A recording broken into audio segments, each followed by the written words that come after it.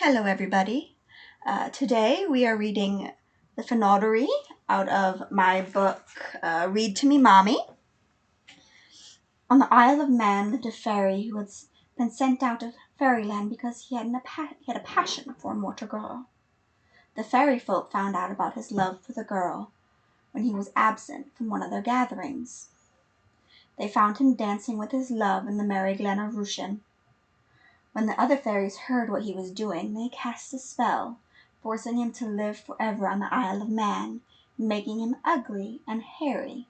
That is why people call him the Fenodoree, which means hairy one in the Manx language. Although his appearance frightened people when they saw him, the Fenodoree was usually kind to humans, for he never forgot the girl he loved and wanted to do what he could for her people.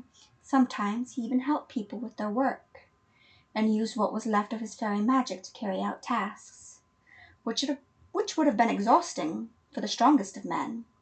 One thing the Fenodoree liked to do was to help the farmers in the field.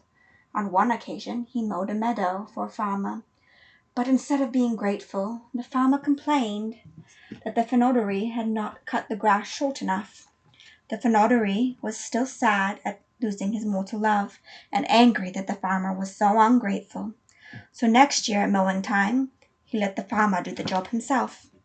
As the farmer walked along, swishing his scythe from side to side, the Fenodoree crept behind him, cutting up roots and getting so close to the farmer that the man risked having his feet cut off. When the farmer told this story, people knew that they should be grateful when the Fenodoree helped them with their work. So the custom arose of leaving the creature little gifts when he had been especially helpful.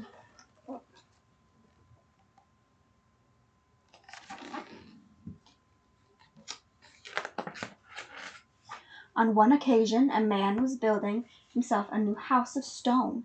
He found the stone he wanted on the cliffs by the beach, and paid some of the men of the parish to help him quarry it. There was one large block of fine marble which he especially wanted, but no matter how hard they tried, the block was too heavy to be moved, even if all the men of the parish tried to shift it. Next day they were surprised to see that not only had the huge block of marble been carried to the building site, but all the other stone the builder needed had been moved too. At first everyone wondered how the stone could have got there, but then someone said it must have been the Fenodoree who was working for us in the night. The builder saw that this must be true, and thought he should give the Fenodoree a handsome reward. So he took some clothes of the right size for the creature, and left them in one of the places where he was sometimes seen. That night the Fenodoree appeared and found the clothes. Those who watched him were surprised at his sadness as he lifted each item up in turn and said these words: "Cap for the head, alas, a poor head! Coat for the back, alas, poor back! Breeches for the breech, alas, poor breech! If these all the thine cannot be the merry glen of Rushen." With these words the Fenodoree walked away, and has never been seen since in that neighborhood.